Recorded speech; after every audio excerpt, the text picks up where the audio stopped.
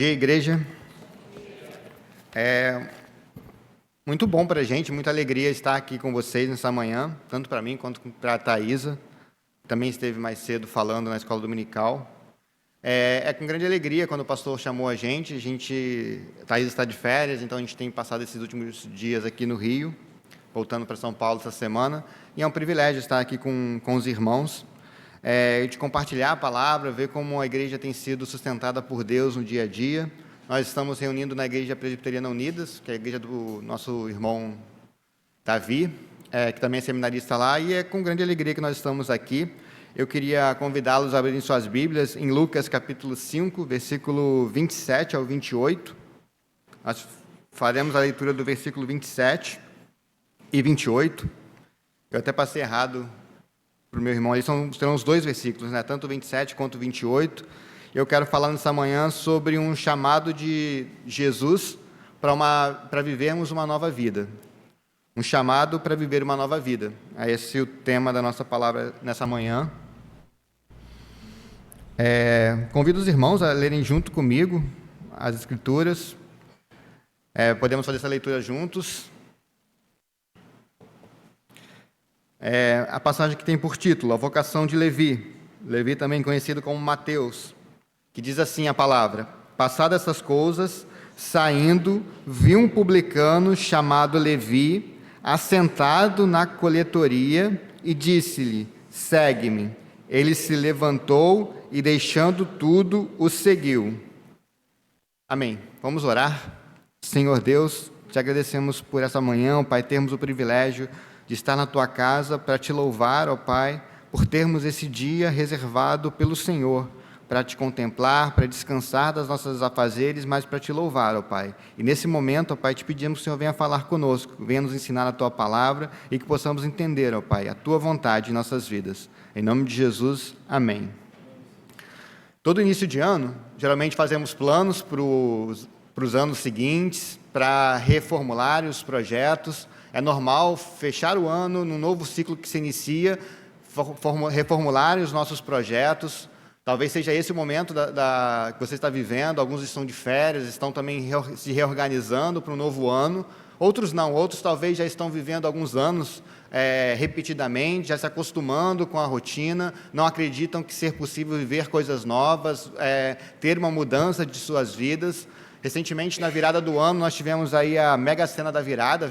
Eu não sei exatamente quais foram os valores, acho que foram cerca de 6 pessoas, um grupo de amigos que ganharam, e engraçado que o comentário que se seguia nas redes sociais, com as pessoas no dia a dia, que muitas pessoas depositando a sua esperança, suas expectativas em começar um novo ano ao ganhar na Mega Sena, e assim sua vida seria totalmente transformada, totalmente modificada, porque algo totalmente extraordinário estaria acontecendo em suas vidas. Isso realmente se deu a pouquíssimas pessoas dentro do nosso país, e todos nós continuamos aí com as nossas mesmas rotinas para o próximo ano. Mas o texto ele vem nos falar de alguém que foi chamado por Deus, chamado pelo próprio Jesus Cristo, enquanto esteve aqui na terra, e ele atendeu um chamado para viver uma nova vida, para começar algo novo e extraordinário em suas vidas. E é sobre isso que nessa manhã nós iremos falar. É interessante também que o convite se direciona a Mateus.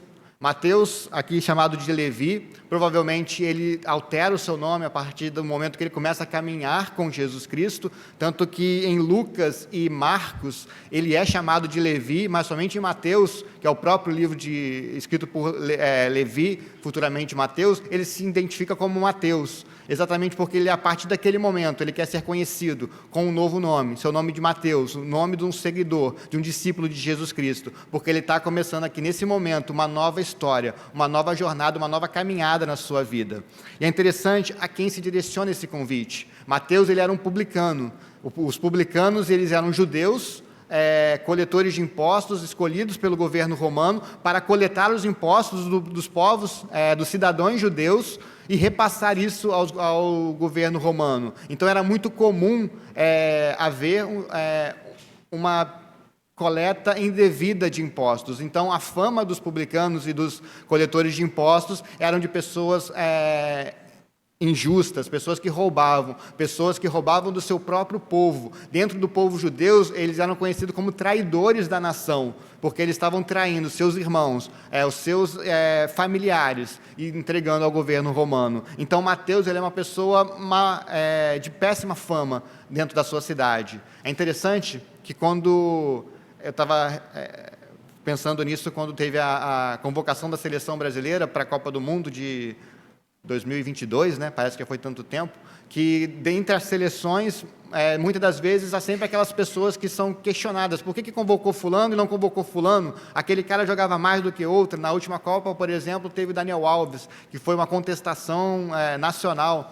Um jogador, apesar de ter um grande histórico dentro do futebol, mas já não estava jogando em grande nível, em clubes de grande níveis, e foi extremamente questionado, não somente pelas as coisas que aconteceram antes, mas pelo seu desempenho que estava apresentando. Todavia, a escolha do técnico foi mantê-lo, porque ele foi uma pessoa presente em todos o ciclo da seleção.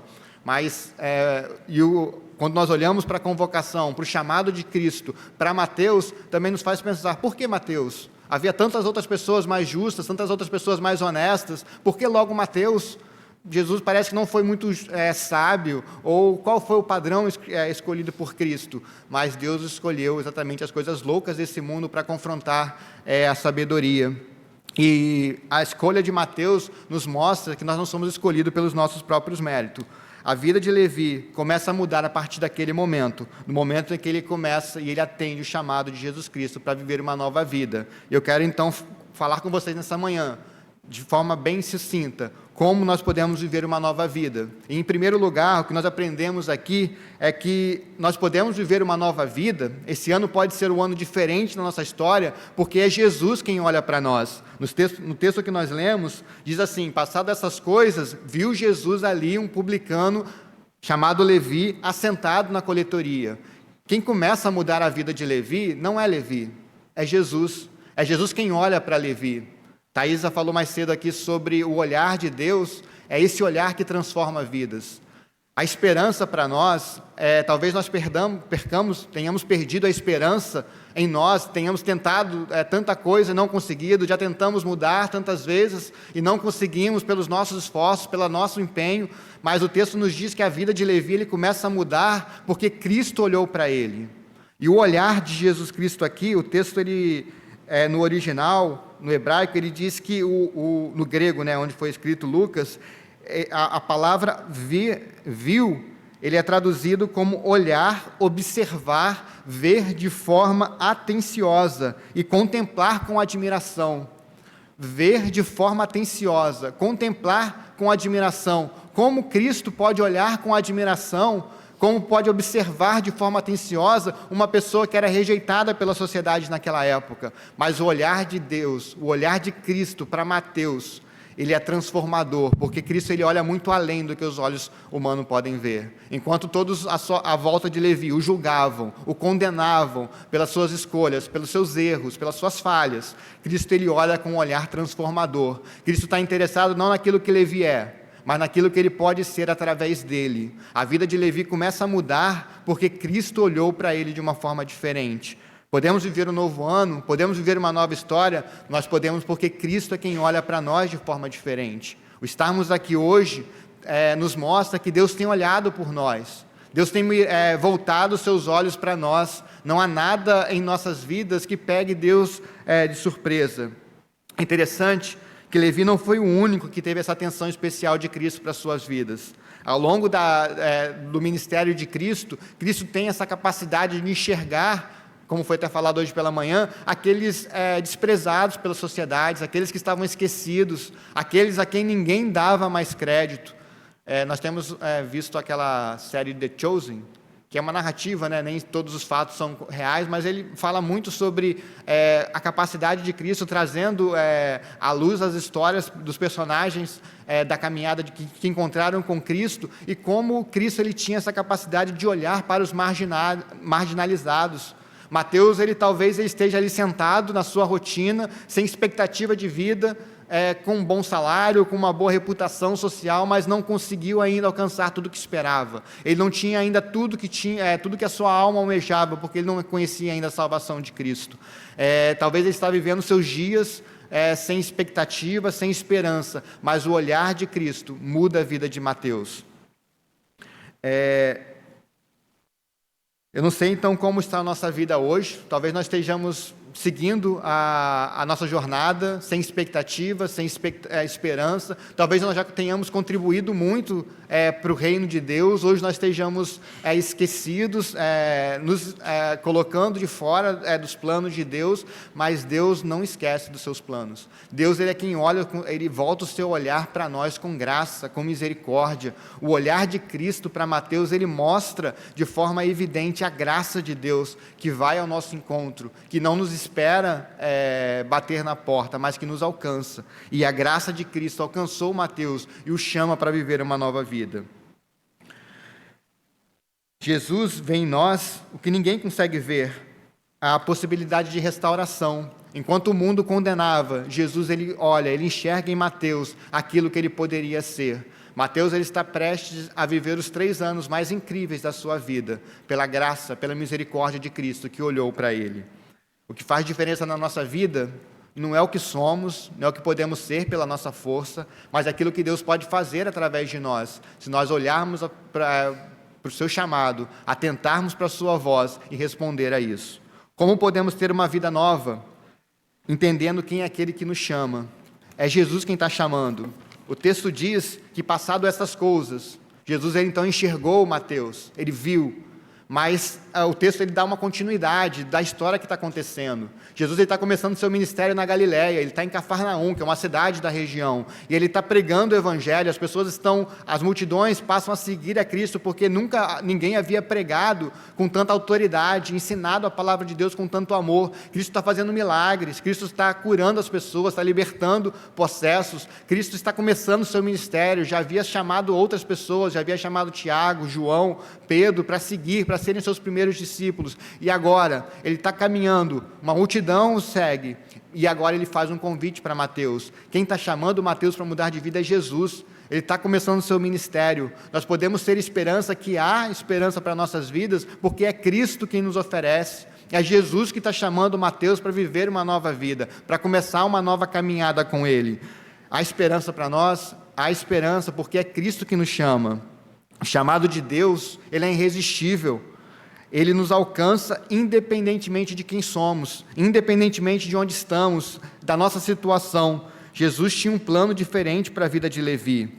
Agora Jesus está recrutando um time de discípulos que seriam responsáveis por uma transformação na história, que seriam os responsáveis pela construção do cristianismo no mundo. Cristo estava os preparando, e agora chama Mateus, chama Levi, para fazer parte dessa história. Podemos ter esperança de uma nova vida porque Cristo nos chama, e não há impossível para nós. Essa palavra do chamado de Deus para Levi nos remete à profecia de Deus, que Deus ele dá a Ezequias, para profetizar ao vale de ossos secos. Aqueles ossos que estavam mortos, eles começam a ter vida diante da palavra de Deus. E assim a palavra de Deus, quando nós a ouvimos, ela tem o poder, ela tem a capacidade de trazer à vida aqueles que estão mortos, de restaurar tendões, restaurar carne, restaurar a vida e soprar o fôlego em nossas vidas. Então há esperança para nós podemos ter expectativas de viver uma nova vida, porque é Deus quem nos chama, é Deus que nos convida. Mateus ele tem a sua vida transformada, porque ele ouviu a voz de Cristo, e a voz de Cristo foi restauradora para a sua alma. Podemos ter esperança de uma nova vida, porque é para isso que Cristo está nos chamando, em terceiro lugar. Jesus nos chama, e é Ele que nos chama para viver uma nova vida. O chamado de Cristo é para segui-lo, diz o texto. Jesus ele o vê a Levi, assentado na coletoria, e diz: segue-me. O convite de Jesus Cristo é para que ele siga Cristo, para que ele passe a viver uma nova vida. A palavra aqui utilizada é literalmente: venha caminhar comigo. Vamos caminhar juntos. O que Jesus Cristo está chamando Mateus para fazer é para ser seu discípulo. para ser seu seguidor. Talvez hoje a palavra seguidor seja vulgarizada, né? Você segue alguma pessoa no Instagram, tem vários influencers que nós os seguimos, ou deixamos de seguir, de acordo, mas naquele contexto dos tempos de Jesus, seguir alguém era algo muito profundo, era largar um estilo de vida e passar a caminhar com esse mestre, com esse professor que estaria, a partir de então, determinando como seria a sua caminhada. A mudança de vida que Mateus está sendo convidado a fazer aqui, ela é muito radical, ela é uma mudança profunda na sua forma de viver, nas suas escolhas, na sua intenção de vida, nos seus planos. A sua vida não mais seria direcionada pelos seus planos, pela sua vontade, mas agora para seguir os passos do Mestre. Para onde nós vamos? Vamos para onde o Mestre está indo. Para onde eu vou a partir de hoje? Eu não sei, eu vou para onde Cristo está me direcionando. É esse chamado de vida que Cristo está fazendo para Mateus. É um chamado profundo, é um chamado para ser discípulo.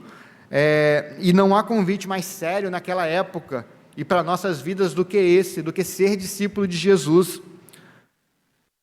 Jesus nos chama para viver um novo caminho, para viver de uma forma diferente, para acompanhar os seus passos, para entender como é o seu relacionamento com o Pai e seguirmos esse caminho, a seguir o seu exemplo, a tomar as escolhas que Cristo toma, a aprender dos ensinamentos que Cristo tem para nos ensinar.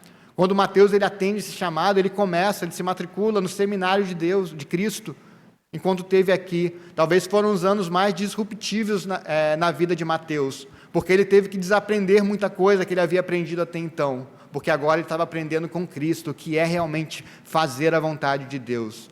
Talvez nós estejamos também precisando nos matricular na escola do discipulado de Deus, de Cristo, para aprendermos e desaprendermos muita coisa que temos aprendido e aprender a fazer a vontade de Deus, a seguir, a entender aquilo que Cristo quer para as nossas vidas.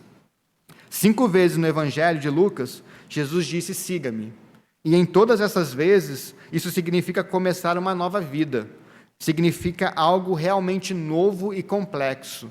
E Jesus, nesse momento, ele nos chama para viver esse novo caminho. Ele nos convida a viver uma nova história. Esse ano só será um ano diferente quando realmente tomarmos atitudes e direcionamentos e posicionamentos diferentes. Mateus ele foi pronto a ouvir o chamado de Deus. Ele prontamente se dispõe. A sua resposta ao chamado de Deus é uma resposta apropriada.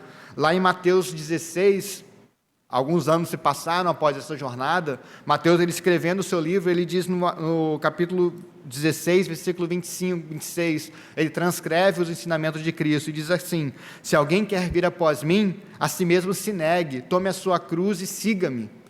Mateus, anos depois, ele consegue expressar com clareza aquilo que foi a sua tomada de decisão. O que significou essa decisão de largar tudo, tomar a sua cruz e seguir a Cristo? É uma mudança profunda. Nós sempre queremos conhecer, é interessante, né? Nós sempre queremos conhecer os detalhes. Para onde vamos, como vai ser. Mas a decisão de Mateus, ela é uma decisão de fé, de confiança. A partir de agora, ele não sabe o caminho, ele não sabe para onde está indo, ele sabe a quem ele está seguindo, ele sabe a quem ele está seguindo os passos, que é Jesus. E a fé, ela nos chama exatamente a isso, a entregar as nossas vidas a Cristo, a confiar neles. Deus não pede de nós que nós entendamos toda a sua vontade, mas Ele pede de nós que sejamos obedientes, que atentamos à sua voz. O texto ele diz então que levantou-se Levi, abandonou tudo que tinha e seguiu a Cristo. É interessante que eu falei que Cristo ele estava exatamente em Cafarnaum, na cidade onde morava Levi, que trabalhava, e ele então já estava começando o seu ministério. E dias antes ele havia curado um paralítico, um homem que não andava. E ele dá uma orientação para aquele homem: levante-se, tome o seu leito e siga a sua vida. Ou seja, a mesma palavra que Jesus Cristo ele chama Levi de levantar-se, a atitude que Levi tem de levantar-se, de deixar tudo para trás e seguir a Cristo, é a mesma mudança de vida que teve aquele paralítico, que até então não caminhava, mas a partir do milagre, da restauração que Cristo fez em sua vida, ele tem essa atitude de levantar-se e seguir pelo caminho de Cristo. É esse também a mudança radical que Cristo quer em nossas vidas, que nós tomamos a decisão de seguir a sua voz e seguir a sua caminhada. Que nós possamos também tomar essa atitude adequada que tomou Mateus diante do convite de Cristo. E, por último, nós aprendemos 3 passos, 3 decisões assertivas que Mateus teve diante do chamado de Jesus. O primeiro, ele levantou-se de onde estava. Diz o texto que Mateus estava sentado na coletoria, ouviu o chamado de Cristo, prontamente ele se levanta, deixa tudo o que tinha e segue a Cristo. O primeiro passo, ele se levanta. Mateus talvez ele estivesse vivendo uma vida de acomodação, ele estava já na sua zona de conforto, já havia conquistado bastante dinheiro, já tinha status sociais, ele era reprovado pelos judeus, mas pelos romanos, pelos publicanos, ele tinha status, ele tinha uma vida econômica bem estabelecida, ele tinha a sua aposentadoria garantida, o seu trabalho de sucesso. Talvez ele estivesse vivendo o auge da sua vida, mas ainda assim faltava alguma coisa. E a primeira atitude que ele tem é levantar-se desse modo de vida. É sair da sua zona de conforto, é sair da sua vida normal para fazer a vontade de Cristo. O fato de Levi levantar-se indica uma resposta ao chamado do mestre. Ele poderia permanecer sentado, terminar o seu trabalho, aguardar só mais alguns momentos, mas não. A ação imediata demonstra ansiedade por viver algo novo. Ele não podia esperar mais. Aquele era o momento, não poderia deixar para outro momento. A voz de Cristo, o seu olhar transformou a sua vida e agora ele está disposto a levantar-se, a mudar de vida, a tomar novos rumos. O discípulo de hoje precisa vencer também esses obstáculos. Quais são os obstáculos que têm nos impedido de viver uma vida próxima de Cristo, a nos permitir ser transformado pelo exemplo de Cristo? Quais são os obstáculos que nós precisamos vencer como discípulos de Cristo hoje? De onde nós precisamos levantar? Qual é a nossa coletoria? Onde nós estamos sentados hoje, acomodados, que Cristo nos chama para nos levantar? O próprio Mateus, no capítulo 13, anos depois, no versículo 22, ele traz a parábola de Jesus, e ele traz a interpretação dada pelo próprio Jesus Cristo sobre a parábola da semente, que caiu em vários campos, e ele conta da parábola da semente que caiu no solo espinhoso, onde os espinhos e os abrolhos sufocaram aquela planta que havia recém-nascido. Muitas pessoas recebem a palavra de Deus, e esta é a interpretação que o próprio Jesus Cristo deu, e Mateus traz para nós no seu livro, é que a palavra de Deus, muitas das vezes, ele cai no terreno, ele dá frutos, mas vem o dia a dia, vem as rotinas, vem, como o próprio texto diz, os cuidados do mundo, o amor à riqueza, as ambições, acabam concorrendo com a palavra, e acabam sufocando a palavra nos nossos corações. O que tem sufocado a palavra de Deus em nossas vidas, que nós precisamos, como fez Mateus, se levantar de onde está, sair daquela coletoria que o impedia de viver, de seguir a Cristo. Nessa manhã, Deus nos chama a refletir sobre aquilo que tem nos impedido de viver a vontade de Deus, o que tem sufocado a palavra de Deus nos nossos corações. Que a palavra de Deus encontre em nós um coração frutífero, que encontre em nós terreno livre, sem abrolhos, sem ervas daninhas que venham sufocar a sua palavra. Em segundo lugar, Mateus ele deixa tudo para seguir a Cristo. Diz o texto que ele, levantando-se, deixando tudo para trás. O deixar tudo para trás ele é bastante radical. Foi essa mesma atitude que antes João, Pedro e Tiago haviam tomado diante do chamado de Cristo, no versículo 11 do capítulo 5, onde estavam Pedro, Tiago e João pescando, a noite toda, não pescando nada, já frustrados, eles estão na praia, limpando suas redes, quando Cristo começa a pregar, e no final da sua pregação, Cristo os convida novamente a ir ao mar, a lançar suas redes, relutantes eles vão, e ao lançar suas redes, seguindo as orientações de Cristo, eles são surpreendidos pela multidão, pela pesca maravilhosa que se seguiu. E é interessante que quando eles, ajudados pelos seus amigos, eles conseguem trazer toda aquela pesca frutífera, eles abandonam tudo aquilo para seguir a Cristo. Ou seja, abandonam as riquezas, abandonam a própria bênção que Deus havia dado para eles, nem aquela prosperidade momentânea que a pesca havia provido para eles era suficiente para os impedir de seguir a Cristo. É a mesma palavra utilizada aqui, que deixaram tudo. Foi essa mesma atitude de Mateus, de deixar tudo e seguir a Cristo. Ao receber o convite de Jesus, segue-me, Mateus abandonou tudo de livre e espontânea vontade, desistiu do seu trabalho, do seu alto cargo, seu status social e, principalmente, de continuar nos seus caminhos errados. Como nós falamos, Mateus ele vivia uma vida assim como viviam os demais publicanos. Talvez de forma desonesta, tomando aquilo que não era seu, enriquecendo à custa do sofrimento do seu próximo. Ao se levantar, ao deixar tudo para trás, Mateus ele está se arrependendo das suas escolhas erradas. Ele não quer mais agora ser reconhecido como Levi, ele quer ter um novo nome. Ele não quer mais ser reconhecido como publicano, porque agora ele tem uma nova vida. Ele está não só largando tudo aquilo que o impedia, mas também os seus erros, as suas falhas. Nós só podemos viver uma nova vida em Cristo quando deixarmos para trás todas as nossas escolhas erradas, todos os nossos pecados, as nossas falhas, aquilo que temos insistentemente fazendo que não agrada à vontade de Deus. Precisamos, como Levi, deixar tudo para trás, abandonar isso e seguir a vida que Cristo quer para nós. Talvez hoje Deus está nos desafiando a abandonar tudo o que temos feito contra a sua vontade e seguir os seus caminhos. Há quem diga que escolher é perder. Essa é uma frase comum em economia. Escolher é perder, porque toda vez que você escolhe alguma coisa, você está perdendo outra. E o apóstolo Paulo ele sabia muito bem disso, tanto que ele diz: sim, deveras considero a vida para mim, deveras considero tudo como perda, por causa da sublimidade do conhecimento de Cristo, meu Senhor, por amor do qual perdi todas as coisas, e a considero como refúgio, como lixo, para ganhar a Cristo e ser achado nele. O apóstolo Paulo ele havia considerado tudo como perda. Tudo que não é Cristo, tudo que não é Jesus, é perda diante daquilo que eu posso ter em Cristo. E é essa decisão que Mateus toma, diante da transformação que o olhar de Cristo, que o seu chamado produz em sua vida. Mateus ele abre mão de tudo, porque ele deveras considera tudo isso como perda, como refúgio, para ganhar a Cristo, para ser discípulo de Cristo. Timothy Keller, ele escreve no seu livro, Deuses Falsos, que o homem, trazendo da palavra que o homem ele é uma fábrica de deuses falsos.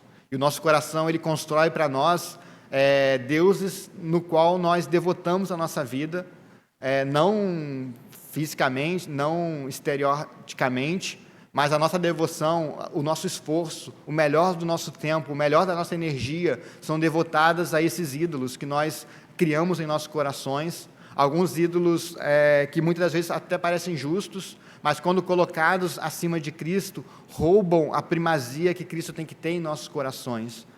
Muitas das vezes nós colocamos outras coisas, tantos deuses falsos em nossos corações, que têm impedido que Deus seja o bem precioso do nosso coração. Quantas alegrias imperfeitas nós temos buscado em coisas que não satisfazem a nossa alegria, que não podem satisfazer a nossa alma. Quantas coisas nós temos colocado em primeiro lugar do que Cristo, do que seguir os passos de Cristo.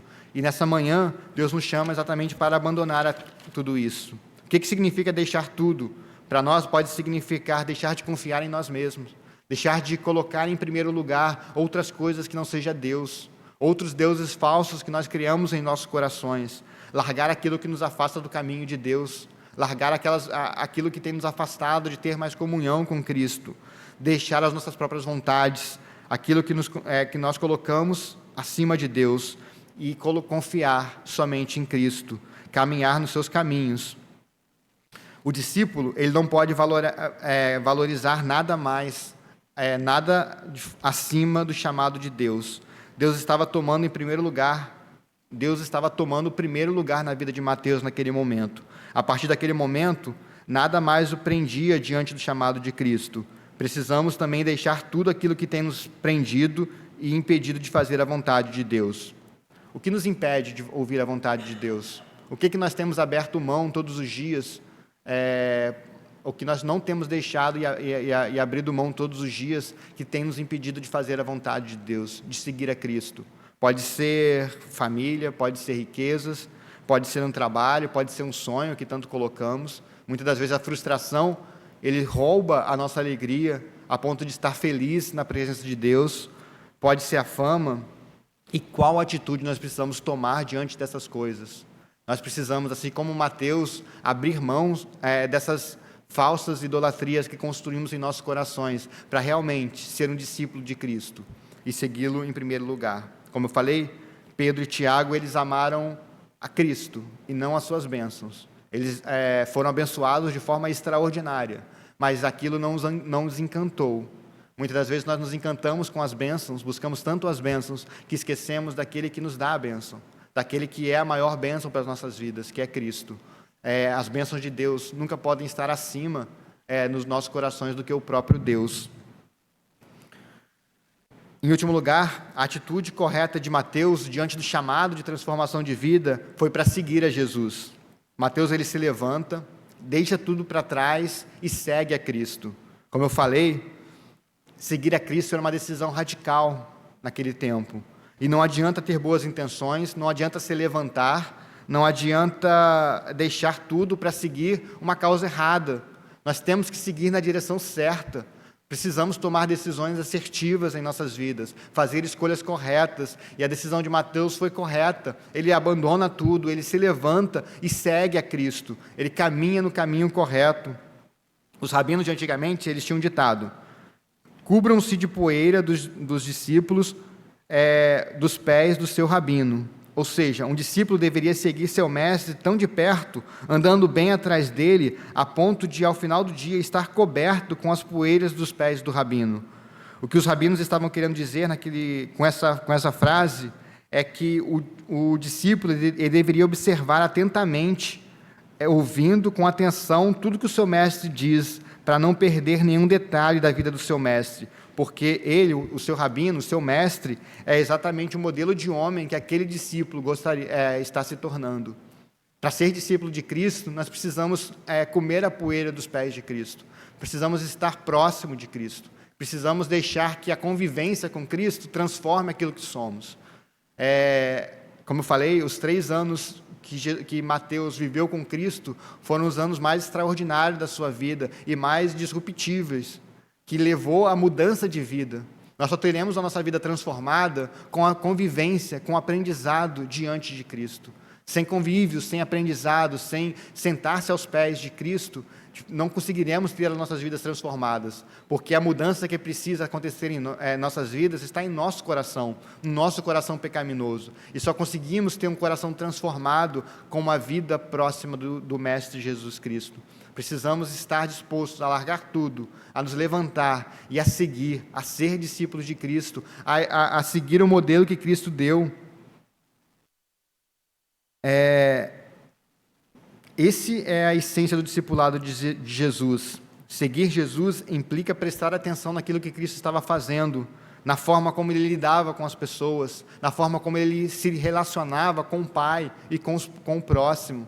Como nós falamos pela manhã aqui no estudo, a sua generosidade, a sua bondade, o seu amor pelos necessitados, que não descansava em nenhum momento, se esforçava e se empenhava por amor aos oprimidos, aos necessitados, que não se cansava de fazer a vontade do Pai. Mas que apesar da fama, apesar da glória, em momento algum faltava tempo de estar a sós com seu Pai. Enquanto a multidão procurava para o glorificar, para tornar rei, Cristo se ausentava em silêncio para orar ao Pai, nos dando exemplo daquilo que precisamos fazer em nossas vidas. Deus nos chama então para seguir a Cristo, para ser seu discípulo. A transformação que Deus quer proporcionar em nossas vidas requer uma atitude, requer uma posição, requer que nós nos levantemos de onde estamos, requer que nós deixamos tudo para trás e se passamos a seguir a Cristo de perto, comendo a poeira das sandálias de Cristo. Ele se levantou na direção correta, e essa é a diferença da pregação da palavra de Deus para uma mensagem de autoajuda. Palavras motivacionais, elas nos incentivam, nos direcionam a novos rumos, a redirecionar as nossas escolhas, a fazer uma reengenharia da nossa condição.